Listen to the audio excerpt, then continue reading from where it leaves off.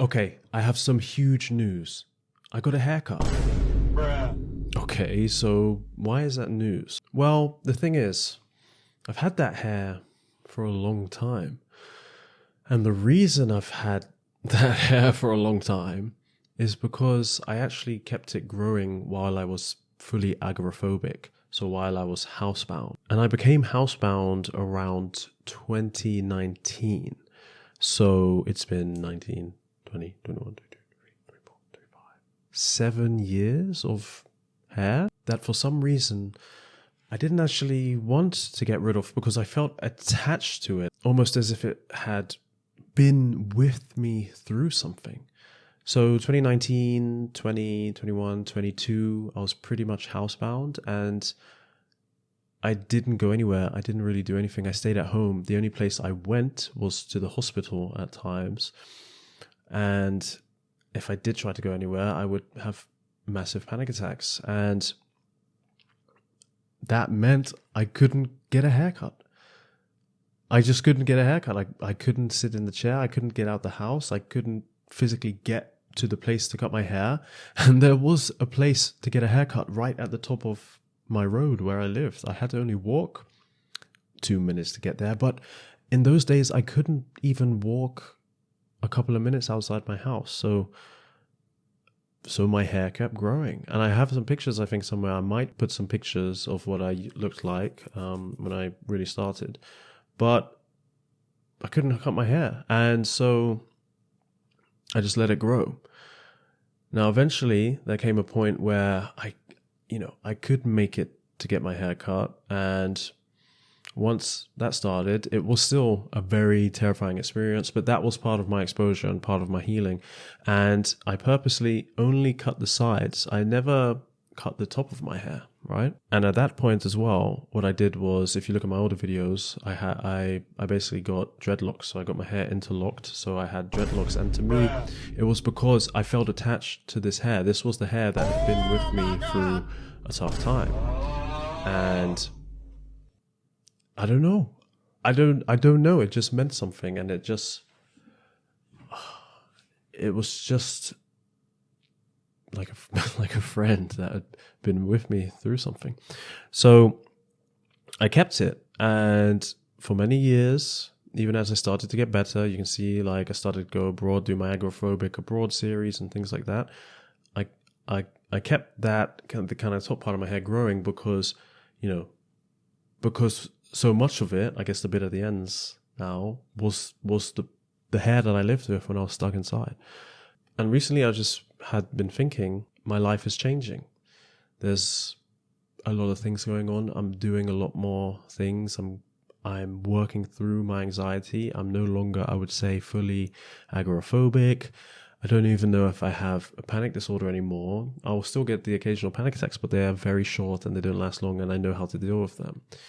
So it doesn't bother me, and I pretty much can live life quite normally. I can take, if you saw my latest exposures, I can take the tube now all the way to central London by myself. And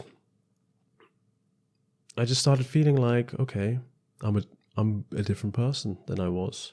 Now, a lot of people, they say, I want to become the person I was before I had anxiety or before I got agoraphobia and things like that.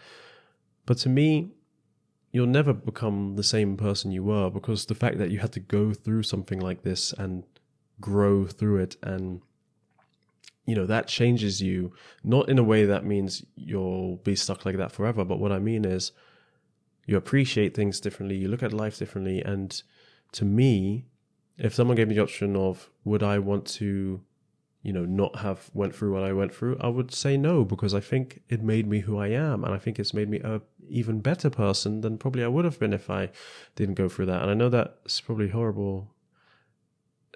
Sounds like a horrible thing to say, because like, well, no, I would never, I wouldn't wish this on anyone. And of course you wouldn't, but to me, that's part of my journey and who I am. And I wouldn't be here today and be able to help people who are going through the same things, and hopefully stop people from getting to that point unnecessarily.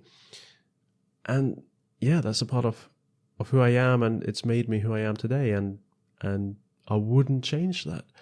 all I want to do now is use that experience and turn it into something positive to help people, because that was an experience I wouldn't wish on anyone.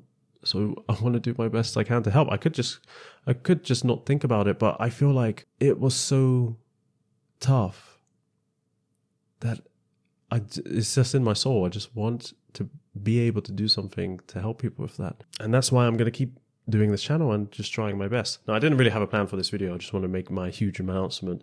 But I wanted to just remind people that no matter where you are, no matter how tough it feels like, or how it feels like there is no light at the end of the tunnel, the place I was, when I couldn't even get a haircut, I thought my life was written off. I thought it was over. I thought there was no way that I'm going to get better. There's no way, I'm at this point now. If this is how I'm feeling now, there's no way I'm going to be able to get better.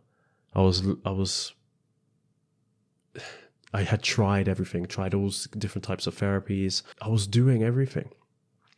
And all I could do was call an ambulance, and I was living in such fear every single day. But look where I am now. If you would have told me that I would be like this, I would never have believed you.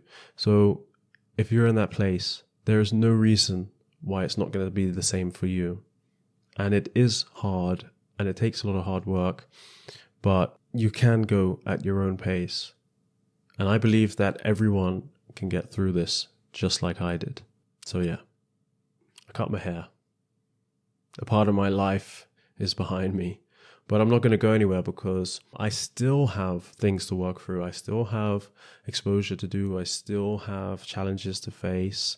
I need to do a lot more things by myself. And yeah, there's still a lot to go through. And hopefully I'm going to do some of those bigger challenges on this channel, right? So one of my ideas I had when I was with my friend Augusto filming in central London some videos, we were looking and he was like, you should go on the London Eye. And in my head, I was like, no way am I going to go on the London Eye. I'm going to freak out.